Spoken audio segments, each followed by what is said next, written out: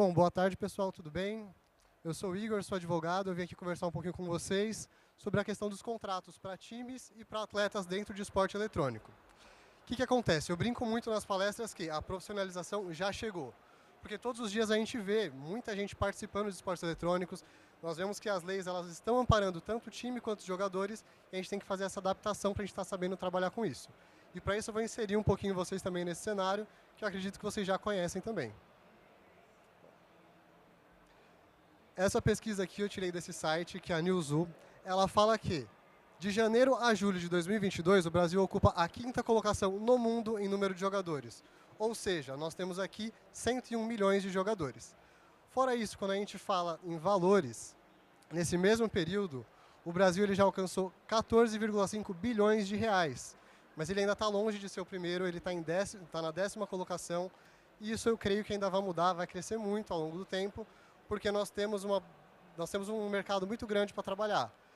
A gente até brinca hoje que o Brasil é o país do FPS, porque se você parar para ver, tem muitos times de fora que eles trazem jogadores brasileiros para conseguir essa audiência. E outro detalhe importante é que assim, poucas pessoas sabem, mas tem a questão do cinema e da música, que eles trazem muita visibilidade. Hoje o esporte eletrônico, hoje não, faz algum tempo já que o esporte eletrônico ele traz mais visibilidade. Se você parar para ver, esse público que ele traz, ele é absurdo. Quando a gente fala sobre música e cinema, você ouve aquela música, você vê aquele filme no dia a dia, mas você acaba não repetindo.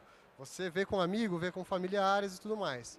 Quando nós falamos de esporte eletrônico, ele vem se atualizando diariamente, tem jogos que todos os dias têm novidades para vocês, toda semana tem aquela atualização, isso acaba criando uma conexão maior com o público.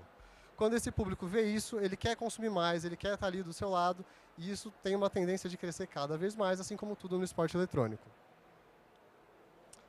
Eu sempre falo o quê? O Brasil é gamer, eu sou gamer, a grande maioria das pessoas que falam comigo são gamers também, e aqui tem um pouquinho de estatística. 77% da população joga algum tipo de jogo. E eu falo isso todos os dias, e você pode ver até aquela vozinha que às vezes baixou um Candy Crush, ou está jogando um Sudoku no celular, ou qualquer tipo de jogo. É um público que cresce cada vez mais e ajuda no desenvolvimento até de pessoas com uma idade mais avançada. Isso ajuda em vários outros sentidos, tem várias pessoas trabalhando esse tipo de desenvolvimento e é muito interessante, é um mercado que tende a crescer nos próximos anos também. 55% das pessoas assistem algum tipo de jogo. Então, assim, às vezes você está no metrô, está no ônibus, está em qualquer lugar, tem pessoas comentando e pessoas assistindo, por exemplo, Twitch TV, Buia e vários outros canais de streaming que passam jogos 24 horas por dia e eles aproveitam também para trazer novidades, como agora tem o Casemiro que vai trazer o futebol.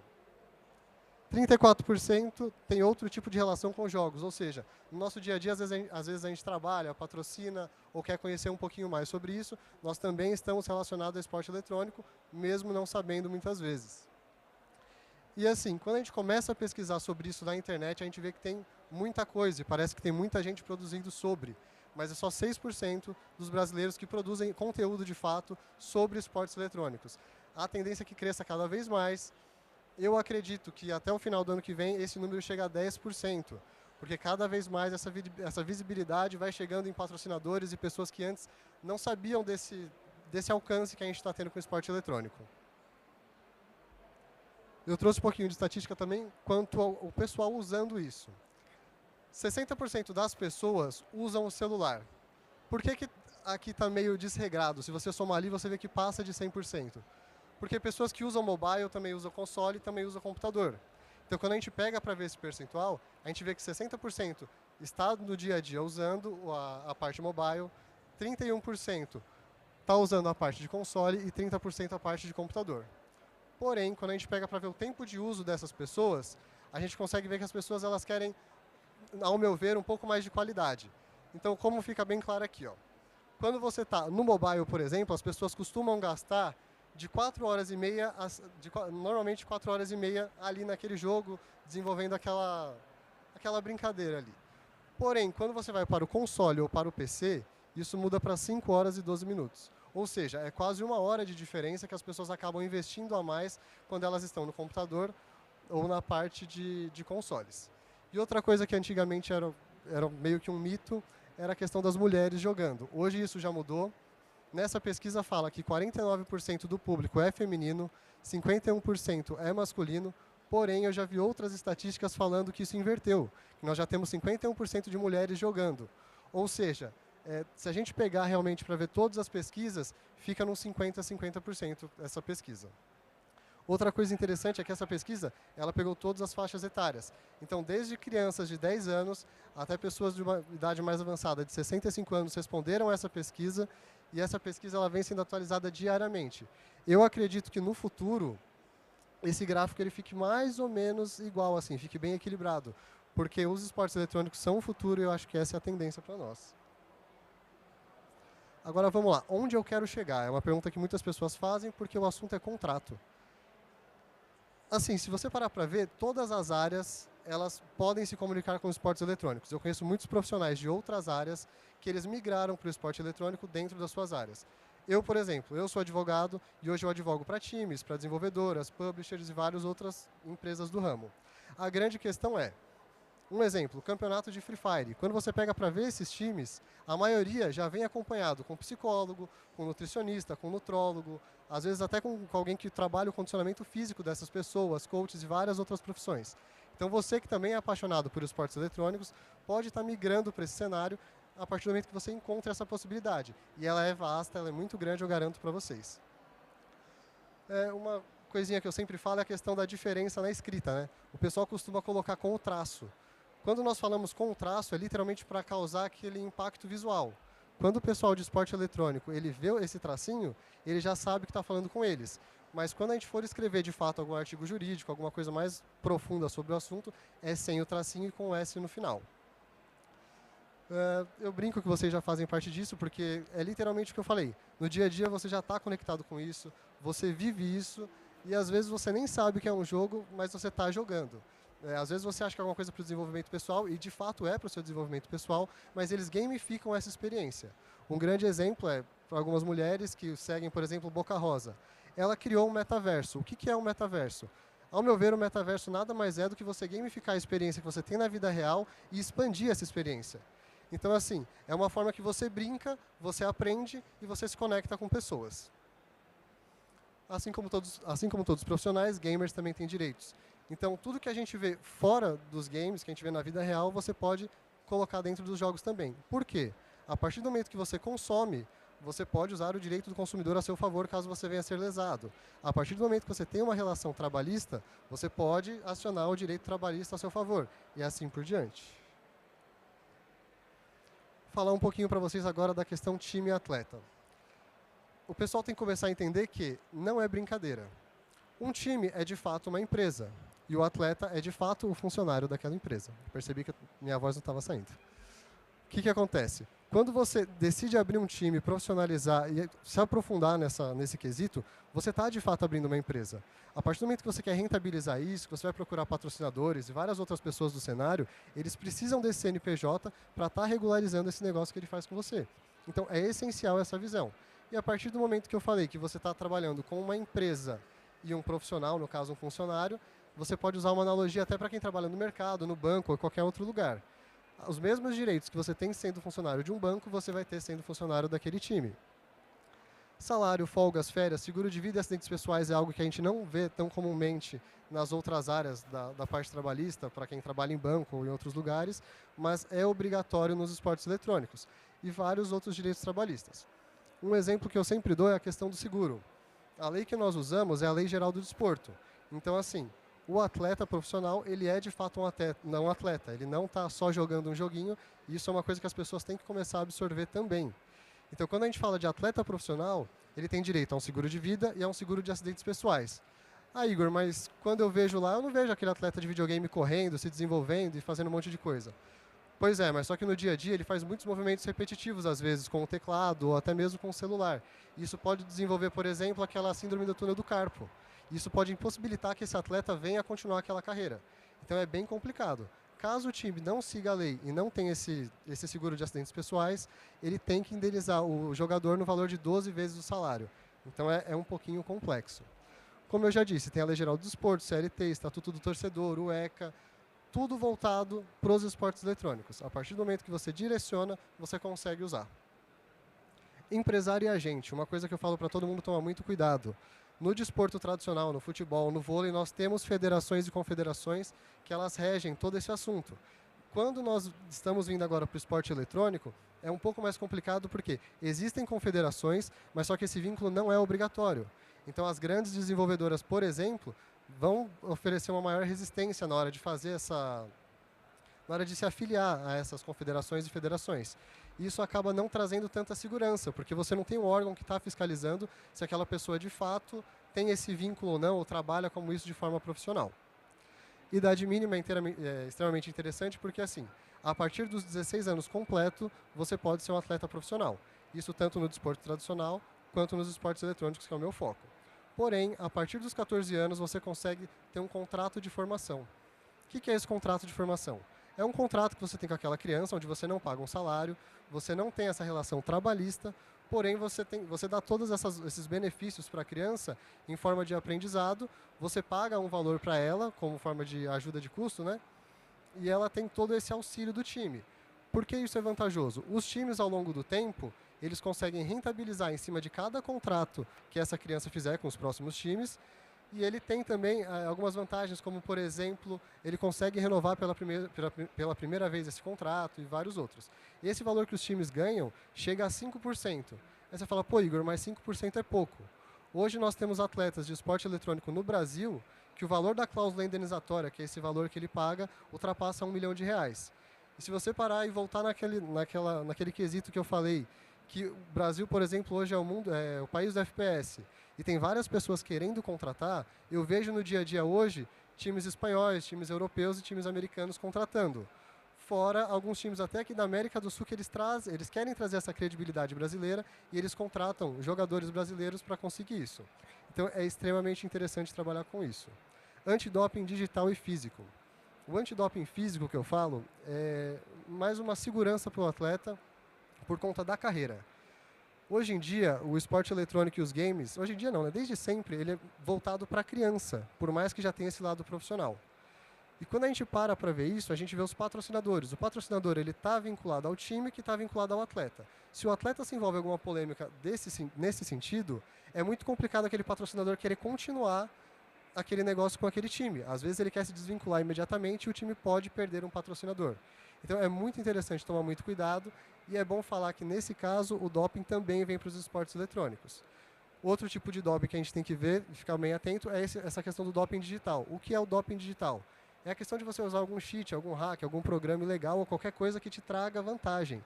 Porque imagina assim, se eu sou um time, contratei você como atleta e você tem a sua conta banida, não faz sentido eu manter esse contrato. Então, a lógica é que eu vou rescindir esse meu contrato com você, porque você não pode mais participar, às vezes, de um campeonato brasileiro, um campeonato mundial, representando o meu time. Então, automaticamente, você perdeu uma oportunidade, você vai ter que procurar um outro jogo para jogar, se desenvolver tão bem quanto, e às vezes você não consegue, porque é um pouco complicada essa questão quando você aprofunda no jogo. E outra coisa interessante, pessoal que fala que pessoal de esportes eletrônicos não é atleta, experimenta baixar algum jogo que você nunca jogou antes e tenta chegar perto do desempenho de um profissional. Quando você vê o raciocínio lógico daquela pessoa voltada para o jogo, o desempenho que ela tem dentro do jogo, você vê que de fato ela é um atleta. A questão é que todo mundo ainda vincula essa parte do atleta para esportes que você faz no seu dia a dia, que você movimenta o corpo inteiro, que tem essa parte de desenvolvimento mais corporal. O que não te contaram sobre os contratos? Vamos lá. Medo de ser processado. A maioria dos times que eu encontro hoje falam que não querem fazer um contrato porque tem medo de ser processado. E esse é um mito, porque a partir do momento que você jogou por aquele time, que você representou ele em algum campeonato, ou que ele tem alguma conversa com você, por exemplo, no WhatsApp confirmando isso, você já pode ser processado. Tudo isso pode servir como prova. Então você não tem aquela desculpa de, eu não vou fazer isso porque eu posso ser processado. E digo mais, tem uma grande questão, que como foi interpretado aquilo que você falou. Então, às vezes, você falou num sentido, ele entendeu no outro, e quem vai julgar isso é um juiz. Então, é muito mais fácil você ter um documento por escrito falando exatamente o que vocês acordaram naquele momento do que deixar a sorte decidir isso. Outra coisa interessante, 2 tipos de contrato que nós temos. A partir do momento que aquele jogador ele joga um jogo individual, por exemplo, FIFA, que você joga sozinho, você pode estar fazendo um contrato de prestação de serviço. Porém, pode ser contratado também com contrato de trabalho. Agora, quando a gente fala sobre aqueles jogadores que eles jogam em grupo, como por exemplo o LoL, Counter-Strike, Mobile Legends e vários outros, a lei ela fala que esse jogador, ele obrigatoriamente, ele vai ser contratado meio que pelo regime CLT. Então, todas aquelas leis CLT vai servir para ele, mais Lei Geral do Desporto e tudo que fala sobre a relação de trabalho. Cláusula indenizatória e cláusula compensatória. Elas são obrigatórias no contrato e eu acho que é a parte mais interessante para os times e para os jogadores. Vou falar primeiro da cláusula compensatória. Quando o jogador ele fecha com aquele time, ele se programa para aquilo. Ele dispensa outras oportunidades para estar naquele time. Então, nada mais justo do que aquele contrato ser cumprido. Então, se você fechar, por exemplo, 1 ano com aquele jogador, caso você venha a querer rescindir esse contrato antes do tempo, tem uma cláusula compensatória que ela pode ser até 400 vezes o valor do salário. Igor, por que eu coloco essa cláusula? Só porque ela é obrigatória? Não. Porque se você deixar para um juiz decidir, provavelmente ele vai pegar aquele salário e vai fazer vezes 400, sendo que isso você pode conversar com aquele atleta e negociar essa cláusula. E a cláusula indenizatória que é interessante para o time. Vamos lá, peguei um jogador, ele tem futuro, fiz um contrato com ele.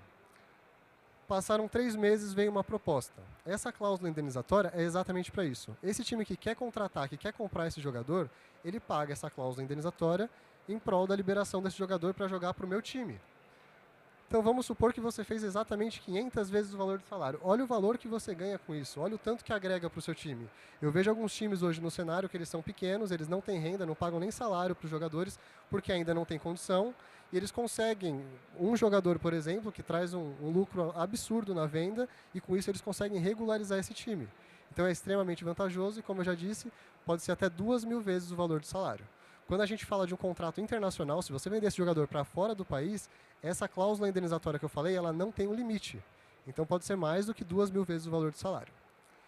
Coisa importante para quem tem time. A partir do momento que você profissionalizou, que você está pagando tudo certinho e até antes, qualquer despesa que você tiver em algum campeonato, de locomoção, as diárias, alimentação e tudo que envolve, é do dono do time. É a mesma coisa que você chegar no banco e você levar o seu computador, você levar o seu mouse e você levar suas coisas. É responsabilidade do time manter aquele jogador, então muito cuidado. Confidencialidade. Gente, quando a gente fala de esporte eletrônico, a gente trabalha várias táticas dentro de mapas diferentes, jogos diferentes. Quando você não se atenta à questão da confidencialidade, aquela pessoa que acabou de sair do seu time, ela pode divulgar algumas informações por falar que não sabe disso. Ah, mas todo mundo sabe que é confidencial a tática. Pois é, mas nem todo mundo tem o bom senso.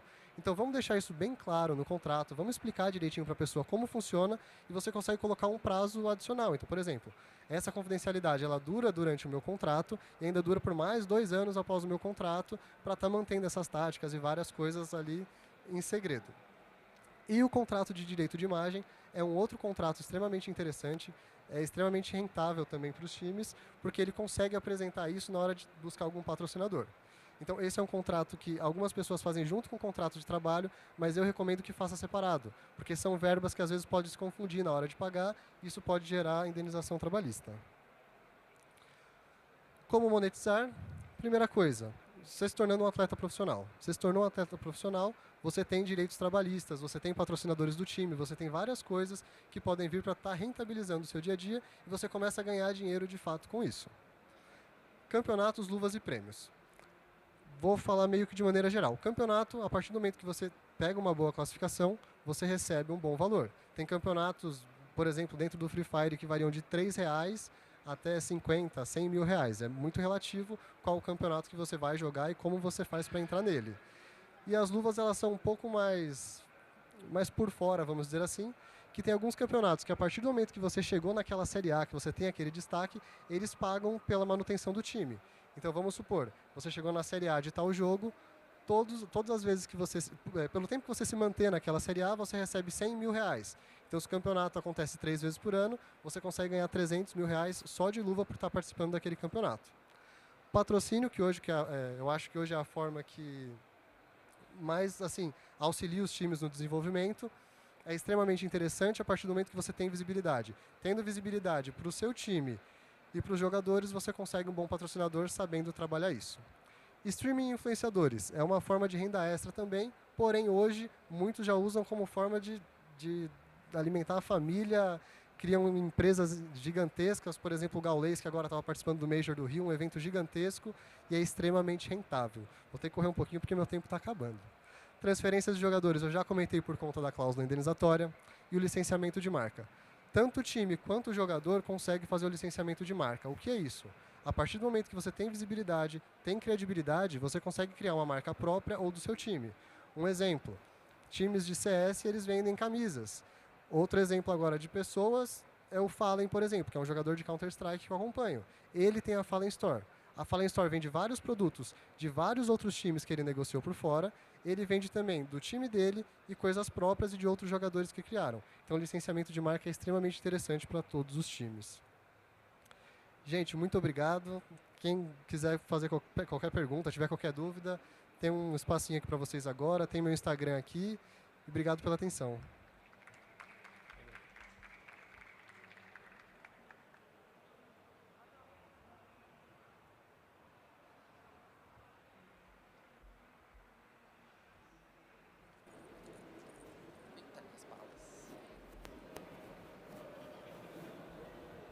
Boa tarde.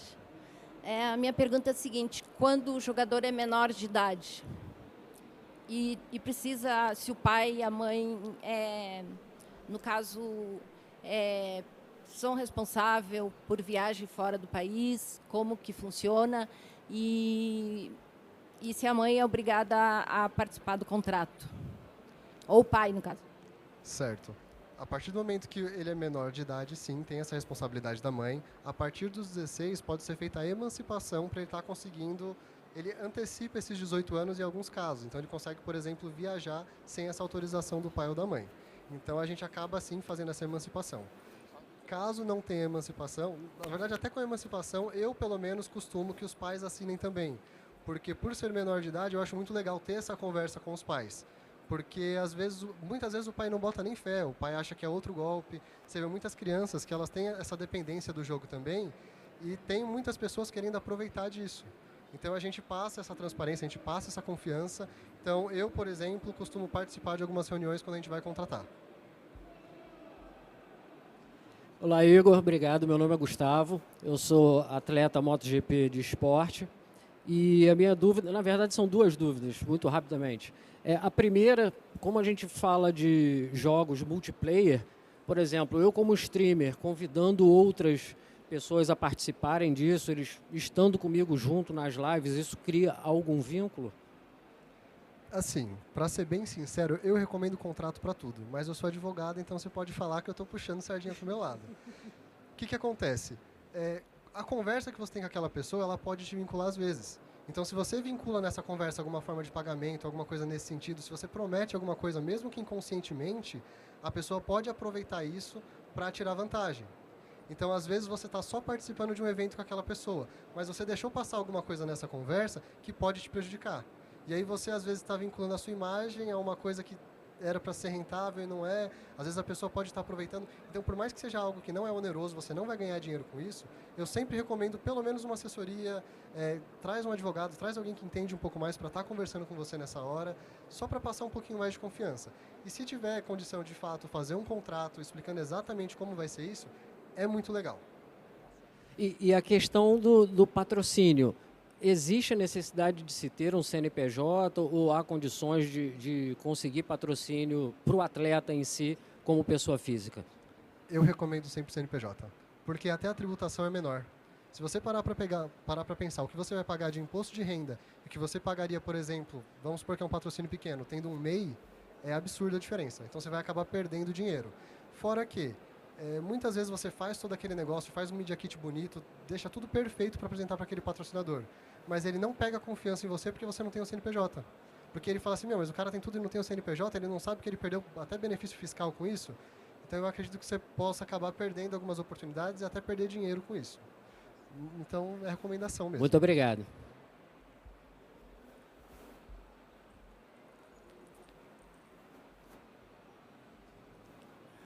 Boa tarde, eu sou o Leonardo. Eu tenho uma dúvida. Assim, nos esportes convencionais a gente também tem. Você falou dessa questão de doping. No esportes também tem essa questão. Um exemplo, eu sou eu fumo maconha. A gente tem essa questão de combate de drogas. Eu queria entender mais sobre esse assunto. Essa parte que eu falei do doping, ela é bem relativa, porque assim, o que acontece? Existe, por exemplo, a ESIC que ela faz também o controle de doping. Mas quando eu falei aqui, eu estava me referindo à questão da imagem mais do atleta. Então, assim, você vinculando às vezes um atleta a algum tipo de droga, isso pode vir a te prejudicar. Não quer dizer que vá te prejudicar, mas só que eu penso pelo lado do time e do patrocinador. Então, aquele time, ele normalmente tem um público infantil também. Então, aquele patrocinador sabe que ele pode buscar aquele time tendo em vista esse público. E às vezes o time ele pode perder esse tipo de patrocínio. Então, é uma coisa que é um pouquinho delicada.